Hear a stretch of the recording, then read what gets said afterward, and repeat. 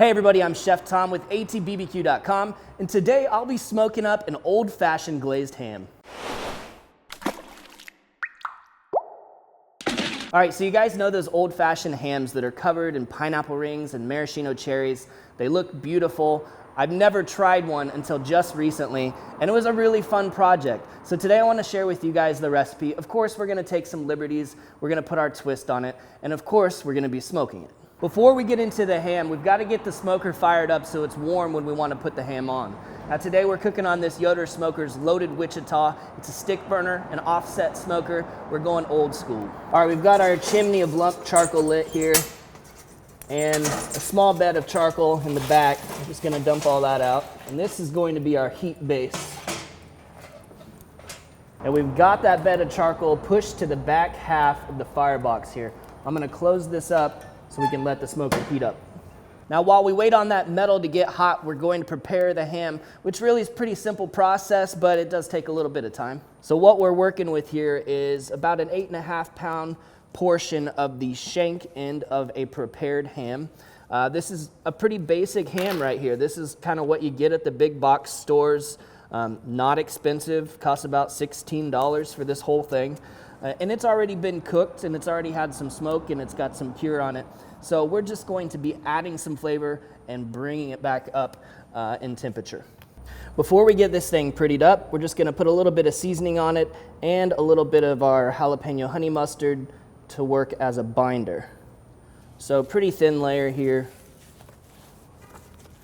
We wanna go all surfaces of the ham, including underneath.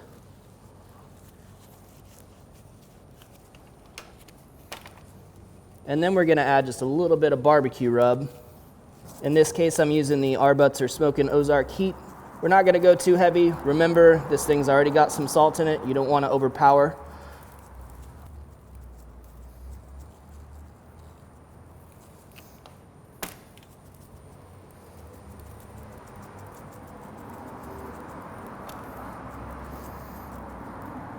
All right, that looks pretty good. Now here's the fun part. We're gonna start adding our pineapple to the ham. And this isn't any sort of fancy pineapple. Remember, we're going old school, so I'm pulling this just straight out of the can. This is just that good old-fashioned canned sliced pineapple. So we're gonna start just layering these rings, trying to cover this surface. A couple toothpicks there to hold them in place. Work our way all the way around this ham. All right, so once we've got the base covered, we're gonna start working our way up toward the top of the shank, or the bottom of the shank, I guess, depending on how you're looking at the pig. Might have to do a little maneuvering to get around that shank bone.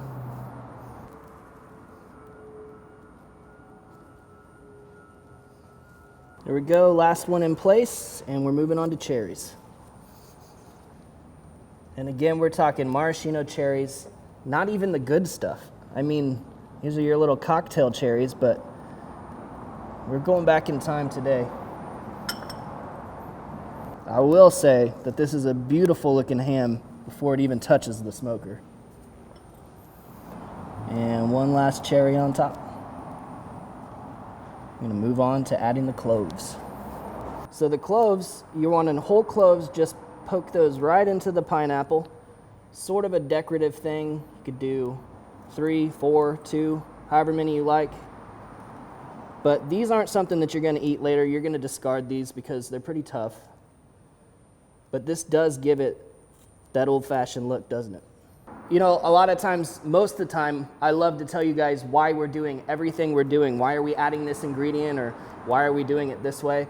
And to be honest, this time, I'm just following tradition. So some of these things I'm a little bit lost on. Some of them I can draw some conclusions on. But for example, why are we poking cloves in here if we're not gonna eat them later? Because it looks pretty. Because clove is a very classic holiday flavor, something that we associate with Christmas. And you know, you can get some of that aroma that can soak into those pineapple slices. But some of this is just speculation on my part. I'm certainly no expert on why these hams were prepared this way in the past, but I think it's a fun project to do it. I think it's fun to switch things up. If you're not enjoying your time cooking, then you're not doing it right. So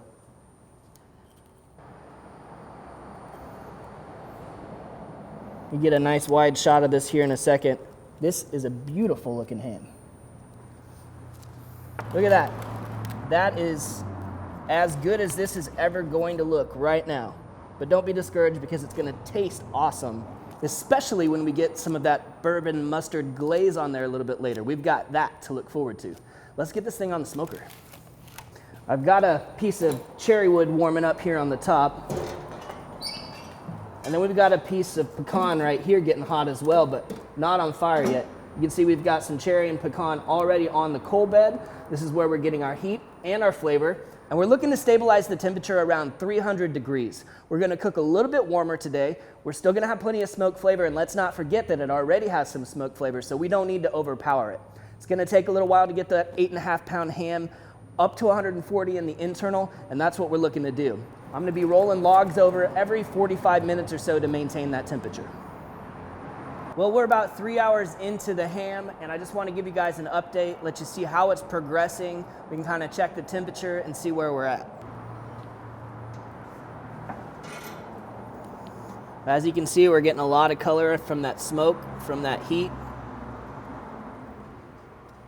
Sitting at just about 100 degrees now, and we're shooting for 140, but we're going to start glazing around 120.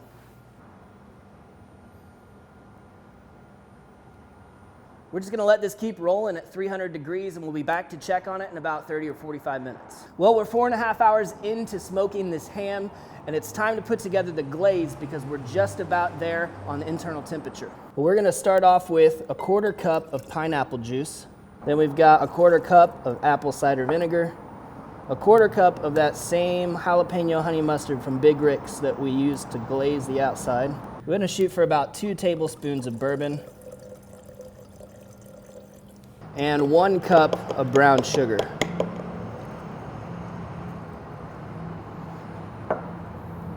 Now this part's totally optional, but if you want, I like to add just a little bit of heat with a hot sauce. This stuff's pretty spicy, so I'm just gonna add probably about a 1/4 teaspoon there, and then just give it all a mix.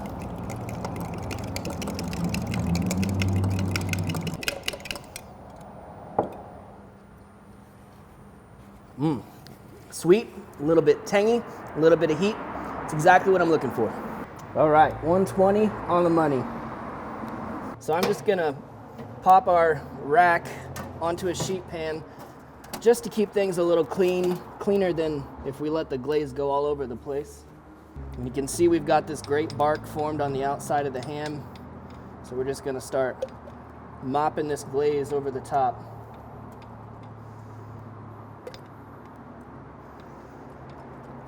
And again, we're just holding steady at 300 degrees now. That glaze is tacking up on the outside, and we're waiting on the internal temperature to come up to 140 degrees. We'll be back in about 30 minutes to mop it with the glaze one more time. 6 hours into this cook, and we're just about finished. We've got a few degrees to go before we hit 140. So I'm gonna glaze this one last time, and it'll be finished shortly.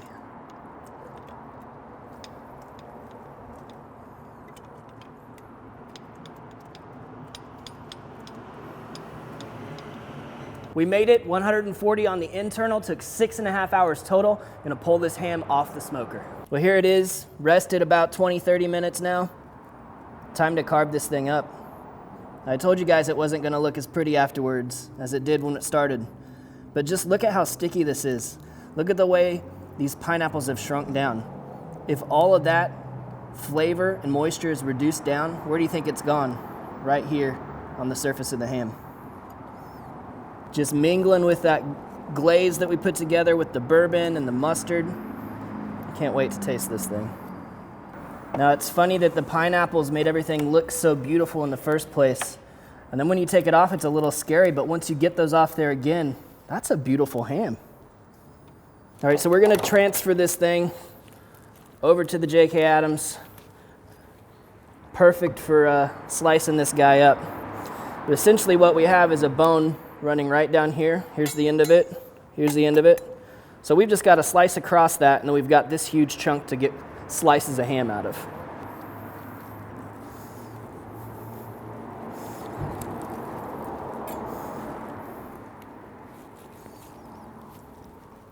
Then we can kind of come across the sides here, take those off.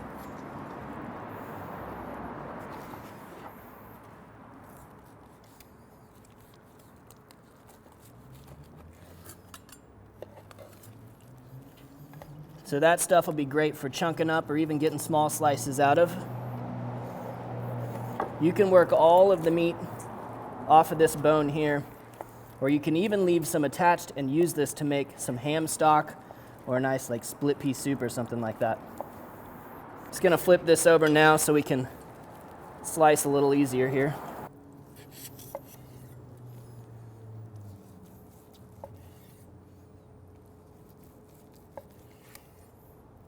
Boy, it's cutting like butter, so I know it's tender.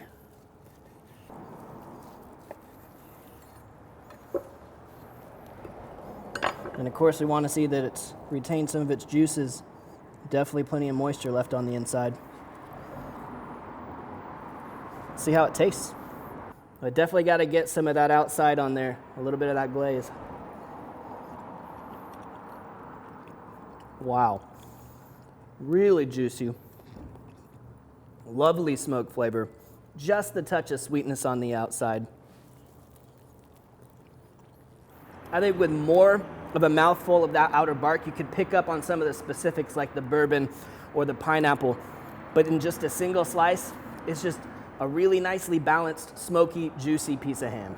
Thank you guys so much for watching. Be sure to check out atbbq.com for all of the products featured in today's video. If you enjoyed the recipe, hit that subscribe button. And if you have any questions or comments, or there's anything you'd like to see me cook, let me know in the comment section down below, and let's be good to one another. For more recipes, tips, and techniques, head over to thesauce.atbbq.com. All things barbecue, where barbecue legends are made.